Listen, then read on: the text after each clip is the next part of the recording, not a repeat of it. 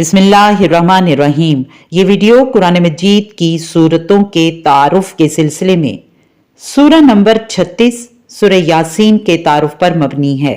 सूरह यासीन बिल्कुल मुनफरिद सूरह है, इसका कोई जोड़ा नहीं। मुस्नद अहमद, सुनन अबी दाऊद और दीगर कुतुबे हदीस में हजरत मुअक्किल बिन यसार से रवायत है कि नबी अकरम सल्लल्लाहु अलैहि वसल्लम ने इरशाद फरमाया, सूरह यासीन कुरान मजीद का दिल है। इस हवाले से इसकी एक खसूसियत जो वाज़ेह तौर पर महसूस होती है वो इसका असलूब है, जिसकी वजह से इसे पढ़ने या सुनने से इंसान अपनी रूह के अंदर एक इर्ताश सा महसूस करता है, जैसे इंसान के सीने में दिल धड़कता हो। दूसरी खसूसियत जो डॉक्टर इसरार अहमद ने बताई वो इसके मज़ामीन के एतबार से है। वो इस खसूसियत के दुरुस्त अदराक के लिए ज़रूरी है कि मक्की सूरतों के ग्रुप्स की तकसीम को एक दफ़ा फिर से जहन में ताज़ा कर लिया जाए। मक्की सूरतों के कुल 6 ग्रुप्स हैं, जो मज़ामीन के एतबार से मज़ीद 2-2 ग्रुप्स पर मुश्तमिल 3 ज़िमनी ग्रुप्स में मुनक़सम हैं। पहले 2 ग्रुप्स, इनके पहले ग्रुप में सूरह अल अनाम और सूरह आराफ और एक दूसरे ग्रुप में सूरह यूनुस से लेकर सूरह अल मोमिनून तक 14 सूरतें शामिल हैं। इन सूरतों के बुनियादी मज़ामीन और मौजू ईमान बिर रसालत है। दरमियानी 2 ग्रुप्स, इनके पहले ग्रुप में सूरह अल फुरकान से सूरह सजदा तक 8 सूरतें, जबकि दूसरे ग्रुप में सूरह सबा से सूरह अहकाफ तक 13 सूरतें शामिल हैं। इन सूरतों में अल्लाह की शान तौहीद को उजागर करने और शिर्क का रद्द करने पर ज्यादा जोर दिया गया है। अलबत्ता आखिरी 2 ग्रुप्स की सूरतों में ईमान बिल आखिरत और बासा बादल मौत के तज़कीर को मरकजी मजमून की हैसियत हासिल है। इस हवाले से सूरह यासीन के बारे में जो नुक्ता यहाँ वाज़े करना मकसूद है वो ये कि दरमियानी 2 ग्रुप्स की 21 सूरतों में जिनका बुनियादी मजमून तौहीद है, इस सूरह का मकाम बिल्कुल दरमियान में है। यानी सूरह अल फुरकान ता सूरह फातिर 10 सूरतें एक तरफ और सूरह सफ़ात से सूरह अहकाफ तक 10 सूरतें दूसरी तरफ हैं।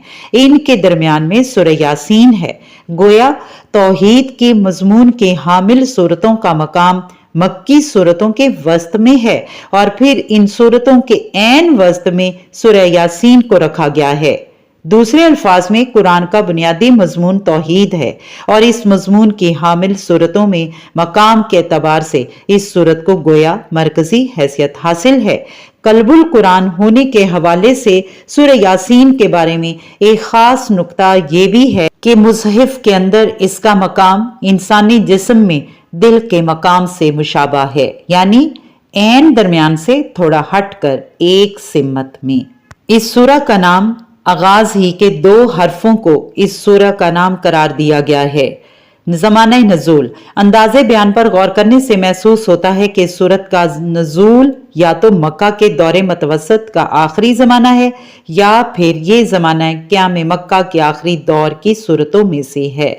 मौजू मज़ामीन, कलाम का मदा कुफार कुरैश को नबूवत मुहम्मदी पर ईमान न लाने और जुल्म इस्तेज़ा से इसका मुकाबला करने के अंजाम से डराना है।